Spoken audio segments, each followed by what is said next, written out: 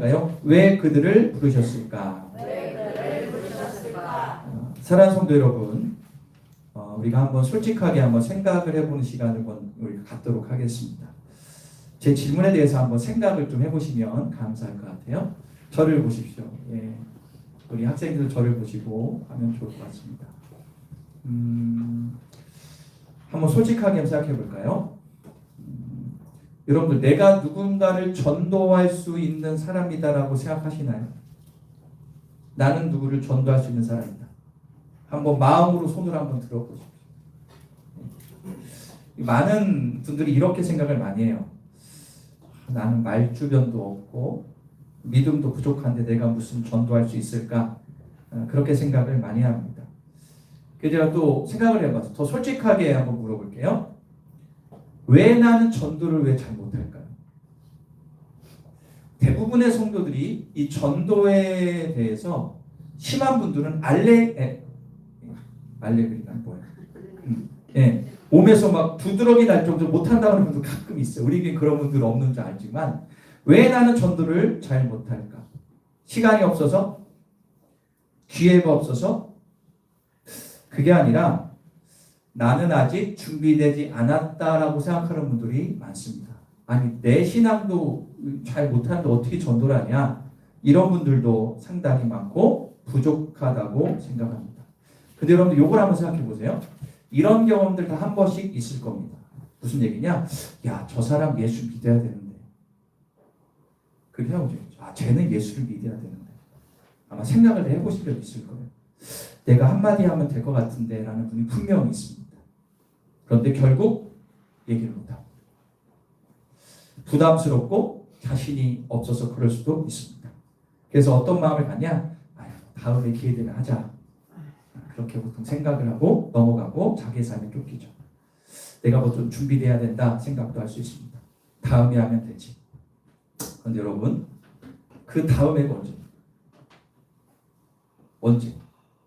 그러다가 돌아가신 분도 있지 않으세요? 만약 내가 전하지 않았던 그 사람이 갑자기 이 세상을 떠난다면 우리는 무슨 생각이 들까요? 야, 내가 한번 복음 전할 걸 생각이 분명히 들 겁니다. 후회가 되고 살 수도 있죠. 여러분들 그런 게 있지 않습니까? 살아계셨을 때, 붕 살아계셨을 때 저도 그런 얘기를 들을 때 저는 아직 살아계셔서 감사한 게 있지만 그런 마음이 들어요. 부모님 돌아가시면 그때 거기 한번 갔어야 되는데 후회를 하죠. 비유가 좀 그렇지만 살아있을 때 내가 그 사람에게 예수님 전할 걸 후회가 됩니다. 그런데 오늘 본문을 보면 예수님은 이런 문제를 완전히 뒤집어 버리시는 내용이 나옵니다. 제가 말씀드린 핵심이 뭐냐면 준비된 사람이 전도해야 된다는 생각을 가지고 있다는 거예요. 그런데 오늘 12제자를 통해서 주님은 이렇게 말씀하시고 한번 읽어보겠습니다. 우리 다 같이 한번 시작. 오늘 말씀의 핵심이 뭐냐면 준비된 사람이 전도한 것이 아니라 내가 부른 사람이 한다라고 말씀하고 있습니다. 자, 오늘 본문을 한번 천천히 한번 읽어보겠습니다. 마태복음 10장 2절과 4절부터인데요. 12제자의 명단인데 한번 천천히 읽어볼까요? 시작. 12사도의 이름은 이러하니 베드로라 하는 시몬을 비롯하여 그의 형제 안드레, 세베대의 아들 야고보와 그의 형제 요한, 빌립과 바돌모니, 도마, 세리마테, 알페오의 아들 야고보와 다데오, 가나안인 시몬 및 가룟 유다 곧 예수를 한 자라. 12명의 제자 이름을 기록하고 있죠. 그런데 여러분들 이 12명의 제자는요 절대로 하나가 될 수 없는 조합입니다. 왜냐하면 12명의 제자 가운데 7명이 어부입니다. 어부인데 그 당시에 어부들은 공부를 했을까요? 못했을까요? 어떻을까요? 예, 공부할 수 없었습니다. 여러분들 오해하지 마시고 들어요. 배우지를 못했어요. 그런데 그 당시에 어부들은 특별히 자기 주장이 상당히 강했습니다. 그리고 답답한 게 있었다고 합니다. 그런데 7명이나 자기 주장 강하고 답답한 사람들이 제자입니다. 두 번째로 예수님의 제자 가운데 마태가 있습니다. 그럼 마태 직업이 뭔지 아세요? 세리입니다. 요주로 바꾸면 세금 걷는 사람입니다. 이 당시에는 로마가 전 세계를 지배했기 때문에 그 당시 이 세리들은요, 로마와 결탁한 자로 이스라엘 사람들이 상당히 싫어했습니다. 왜냐하면 세금을 걷어서 어느 정도 자기가 착복하고 로마에 올렸기 때문에 자기 동족의 피를 빨아먹는 사람이라고 이 세리를 싫어했어요. 그러면 친로마입니다. 그런데 그 사람이 누구라고? 예수님이 제자 가운데 있습니다. 그런데 더 놀라운 사실은, 자, 오늘 말씀에 보면 시몬이라는 사람이 나와요. 자, 한번 보여줄까요? 3절 한번 보세요. 3절. 이 다음에 볼게요. 4절. 4절에 보면 가나안인 누가 나오죠? 시몬입니다. 자, 여기 있는 시몬은 누구냐? 그 당시에 열심당원, 즉 혁명가에 들어갔습니다. 무엇이냐? 우리나라를 점령한 로마는 무력으로 이겨야 된다. 그래서 비밀 조직을 해서 로마 군인을 죽이기도 하고 혁명적인 사람이었습니다. 그러면 이 시몬이라는 사람은 친로마가 아니라 반로마, 그죠? 격렬하는 사람입니다. 그렇다면 친로마 성향이 있는 마태와 반로마주에 있는 시몬, 사상이 이렇게 틀린데 하나 될 수 있어요, 없어요? 맨날 싸웠을 겁니다. 아마. 마지막으로 예수님의 제자 가운데 형제들이 많아요. 그죠? 보시면 형제가 몇 명 있습니다. 여러분들, 형제들이 많다는 것은 파벌이 일어날 수 있다는 사실이죠. 성경에 나오죠. 여러분들, 야고보와 요한의 어머님이 와서 예수님께 어떻게 하죠? 로비하죠. 로비를 합니다. 우리 아들들 나중에 좌우정, 우의정, 좌의정 시켜야 된다고. 막 싸우게 나고 난립니다. 형제들이 많다는 것은 예수님의 제자 가운데 파벌이 있고 경쟁 구도가 있다는 사실이에요. 그렇다면 보세요. 학문도 그렇고 성격도 맞지 않고 사상도 다르고 관계도 복잡한 이 12명을 예수님은 왜 제자를 삼으셨을까? 이게 맞는 구석이 없어요. 이 사람들은 지금. 예. 그런데 우리가 중요한 게 있어요. 예수님이 제자를 선택할 때 기준은 능력을 봤을까요? 능력 안 봤습니다. 두 번째로 배경을 봤을까요? 아닙니다. 학력 안 봤습니다. 뭐를 봤냐? 따를까요? 반응을 봤다. 자, 마태복음 다른 복음서는 마찬가지지만 예를 들어 볼게요. 베드로가 있는데 예수님이 길을 가다가 바닷가에서 베드로를 보고 뭐라고 했냐면, 야, 너 나 따라. 내가 너를 사람 낚는 업으로 만들게. 그랬더니 베드로가 바로 금을 던지고 따라가요. 바로 따라갑니다. 마태를 볼까요? 세간에 앉아있던 마태에게 나를 따르라 했더니 바로 따라요. 예수님이 보신 것은 이것입니다. 이 사람이 말씀에 즉각 반응하는가 안 하는가를 보고 제자로 삼으셨어요. 이건 제 생각 추측입니다. 성경은요, 예수님의 3년 반 동안의 공생애를 다 기록한 게 아니라 그 중에 중요한 것만 했어요. 그렇다면 예수님이 제자를 12명 선택했을 때, 이건 제 유추적 상상력이에요. 12명뿐만 아니라 많은 사람에게 얘기했을 거예요. 나를 따르라? 어떤 사람은 미쳤네. 쟤 누구야? 그런데 12명은 반응을 하고 예수님과 예수님의 제자 선택 기준은 뭐라고요? 바로 반응하느냐, 순종하느냐, 그걸 보셨다라는 겁니다. 그런데 이런 제자들도 우리가 잘 알듯이 나중에 어떻게 됩니까? 가룟 유다는 예수를 뭐 했어요? 그 돈 몇 푼으로 팔아버렸죠. 그리고 예수님이 겟세마네 동산에 붙잡혔을 때 제자들 다 뭐 했어요? 도망갔고, 베드로는 그나마 꽁무니를 쫓아갔는데 예수를 몇 번 부인했어요? 3번 부인하고 저주했어요? 예수님이 잡히시던 날 밤에 완전히 무너집니다. 그럼 예수님의 선택은 틀린 겁니까? 아닙니다. 이거는 과정이에요. 제자를 만드는 과정이라는 거예요. 예수님이 이렇게 될 줄 알았을까요? 몰랐을까요? 이미 다 얘기했습니다. 그리고 예수님이 죽으시고 3일 만에 부활하신 다음에 이 땅에서 40일 동안 제자들을 몇 번 만납니다. 그런데 제자들을 책망하지 않으시고 두려워하는 제자들이 찾아가 이렇게 말씀하십니다. 요한복음 20장에 뭐라 나냐면 너희에게 평강이 있을지어다. 샬롬. 그리고 뭐라고 합니까? 야, 두려워하지 마라. 여러분, 이게 은혜예요. 제자들은 넘어졌고 실패했고 예수님을 배신했지만 예수님은 그들을 포기하지 않았습니다. 할렐루야. 오순절날이 임하자 완전히 그들이 성령 받고 달라지죠. 그죠? 도망가던 제자, 숨던 제자가 담대하게 복음을 전하는 사로 완전히 바뀝니다. 두려움이 담대함으로 바뀝니다. 결국 어떻게 되죠? 성경은 기록되지 않지만 기독교 역사에 보면 이 11명, 가룟유다 죽었으니까 11명의 제자 전부가 다 순교합니다.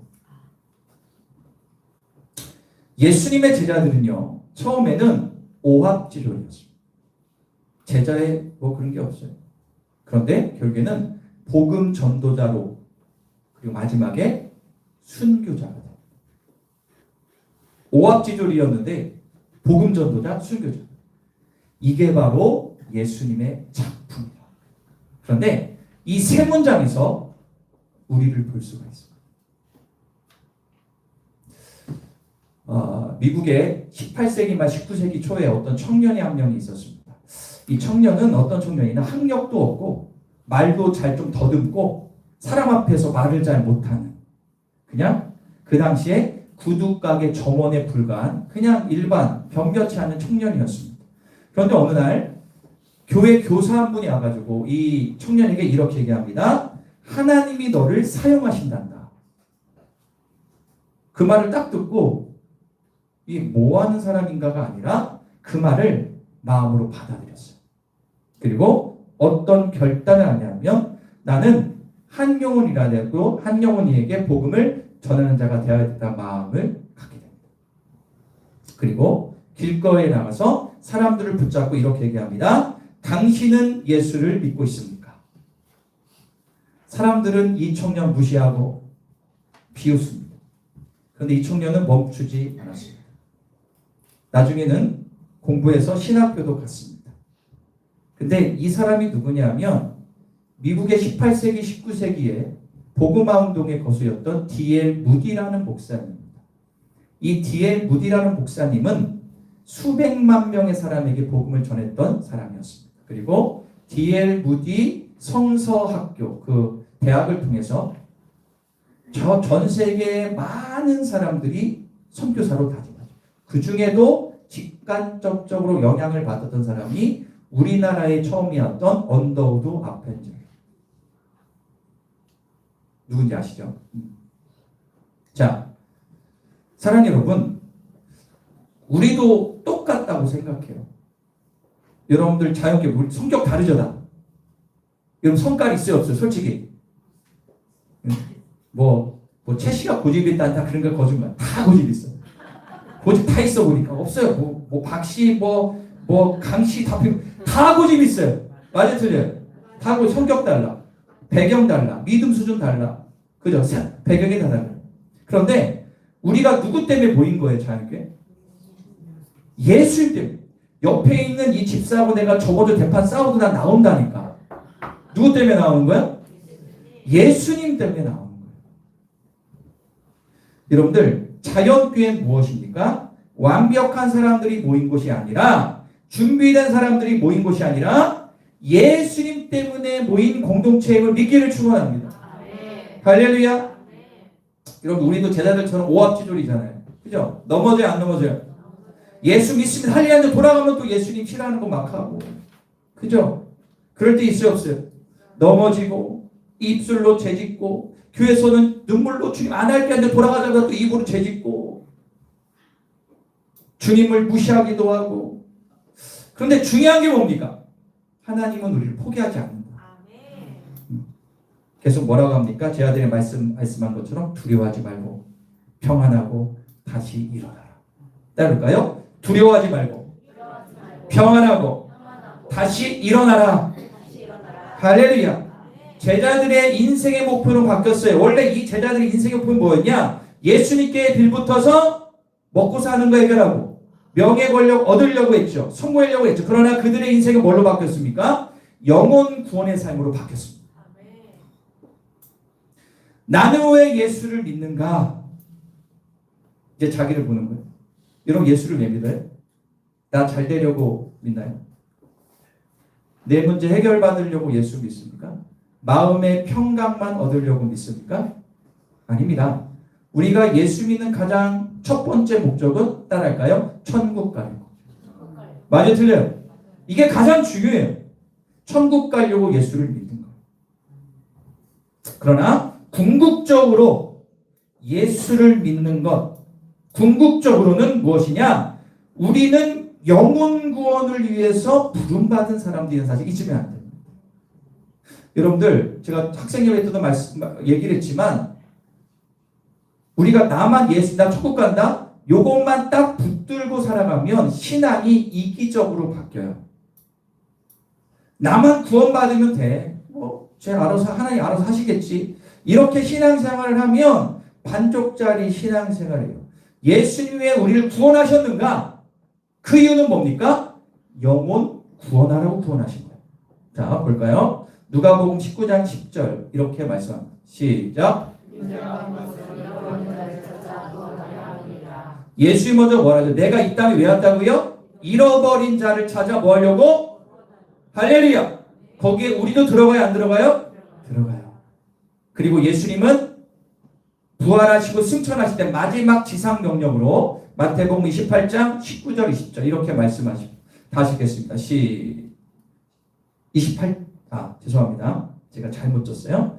자, 제가 28장인데 죄송해요. 제가 읽을게요. 그러므로 너희는 가서 모든 민족으로 제자를 삼아 아버지와 아들과 성령의 이름으로 세례를 베풀고 내가 너희에게 분부한 모든 것을 가르쳐 지키게 하라. 볼지어다 내가 세상 끝날까지 너희와 항상 함께 있으리라. 아멘. 여기 뭐라 나오죠? 끝까지 내 증인이 되라는 거예요. 이게 우리의 사명이요 인생의 목적이라고 주님이 말씀하고 있습니다. 여러분들 오늘 우리가 이웃초청주일 초대할 사람 결단하거든요. 태신자를 작정하는 이유는 여러분들을 괴롭히려고 하는 것이 아니라 우리의 인생의 목적을 다시 한번 돌아보려고 결단하는 겁니다. 우리의 인생의 목적이 뭐에 있다고요? 영혼 구원에 있는 것이 성경적인 답입니다. 그 부차적인 것이 어려움의 기도와 은혜 받는 거예요. 여러분들 직장에서 가정에서 친구 가운데 아직 예수 모르는 사람이 있어요 없어요? 있어요 없어요? 있죠. 예수님이 이렇게 말씀하셨거든요. 마태복음 9장 37, 38절 한번 다 같이 한번 읽겠습니다. 시작. 이에 제자들에게 이르시되 추수할 것은 많되 일꾼은 적으니 그러므로 추수하는 주인에게 청하여 추수할 일꾼들을 내게 주소서. 할렐루야. 추수할 일꾼을 내게 주소서. 추수할 사람이 많아요 적어요? 많다는 사실.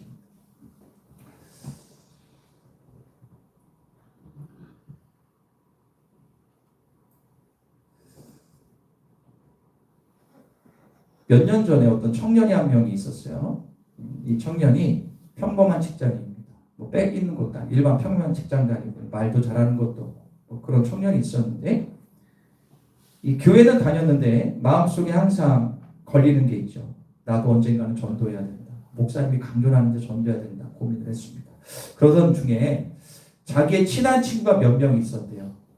요즘은 그 친한 친구를 학생으로 그러니까 찐친이라고.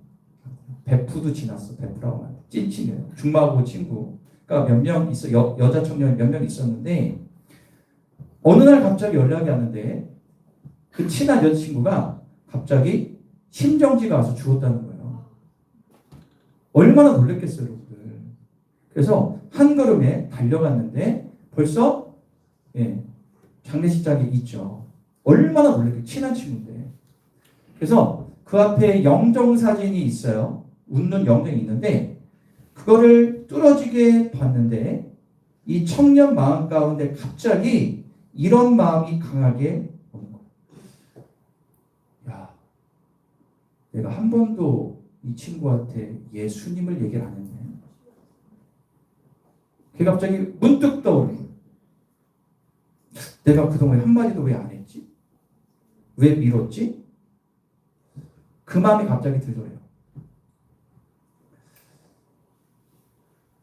그리고 이제 이렇게 인사하고 돌아가면서 이 친구가 나름대로 결단한 게 뭐냐 하면, 그래, 내가 돌아가면 이제 친구들한테 예수 얘기를 좀 해야 되겠다. 천천히 하기 시작했다고 하죠.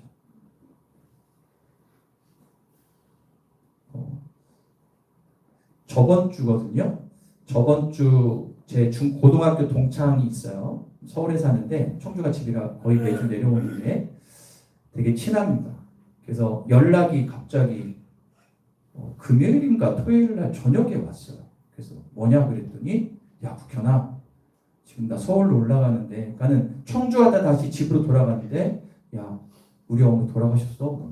이게 뭔 소리냐? 그랬더니 이분이 밤이 풍이라 친구가 5년 동안 집에서 모셨거든요. 따로 이제 좀 사는 집안이라 24시간 간병인 두고 따로 집을 해서 이렇게 모셨는데 갑자기 심정지가 왔어요. 그래서 이렇게 하다가 여기 이제 돌아가셨다고 저한테 연락이 왔더라고요. 그래서 내가 갑자기 급하니까 할 말이 없어서 나도 기도할게, 올라갈게 얘기를 했거든요. 급하게 올라갔어요. 근데 저는 너무 감사한 게 정신 없을 텐데 왜 저한테 연락을 해요? 그러니까 저를 어느 정도 얘가 믿었던 것 같아요. 목사기도 하니까. 그래서 제가 너무 친한 친구이기 때문에 제가 마음이 너무 아팠죠. 그래서 월요일 날 이제 서울에 신촌 세브란스 병원 연세대학병원에 갔거든요. 가서 이렇게 봤는데 80좀 넘으셨어요.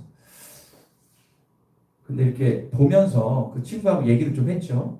근데 오랜만에 다른 친구들 보고 했는데 제가 그랬어요. 야, 너 이제 예수 믿어야 될 때가 됐다. 근데 이 친구 웃으면서 얘기하는 거예요. 그동안 자기가 꿈을 꿨는데 예수님 같은 분이 나타나고 몇 번 꿨다는 거야. 근데 이 친구가 한 번, 그러니까 주변에 예수 믿는 사람이 아무도 없거든요. 그래서 물어봤어요. 야, 예수 믿는 사람 없냐고 그래봤더니 자기 할머니가 그렇게 잘 믿었대요. 할머니가. 근데 신기한 게 그 할머니 아들, 자기의 아버지나 거기 또 예수 믿는 사람이 없어. 그래서 제가 깨달은 게 뭐냐면 이 친구 예수 없는데 일단 할머니의 기도의 은혜가 있구나. 기도 심은 거는 걷는구나. 그래서 제가 도전을 줬어요. 그런 거. 국회의원 나는 카톨릭이 맞는 것 같아 말이야. 아이 진짜 야 교회라. 그래서 마음은 있어. 그래서 여러분들 아시겠지만 여러분들 50, 60 넘은 분들이 이제 부모님 돌아가시잖아요. 근데 그런 마음이 들더라고요. 야, 나도 목사지만 중고등학교 친구들한테 예수를 직접적으로 전한 적이 그렇게 많지 않아요. 그런데 내가 이걸 통해서도 깨달은 게 뭐냐면 앞으로는 하여튼 목사기도 하지만 예수를 전해야 되겠다. 할렐루야. 여러분들 준비돼서 전하는 것이 아니라 내가 주님의 은혜가 있으면 자동적으로 전하는 거예요. 우리가 고린도서 6장 2절을 보도록 하겠습니다. 이런 말씀이 있어요. 시작. 너희는 듣고 구원의 날이 너희를 보라 지금은 은혜 받을 만한 때요. 보라 지금은 자 따라볼까요? 지금은 구원의 날이로다. 여러분들 전도해야지 준비함이 아직 없어요. 지금이 전도하는 시간입니다. 할렐루야. 여러분들 지금이 기회입니다. 오늘 하나님이 여러분들에게 너는 누구를 살릴래?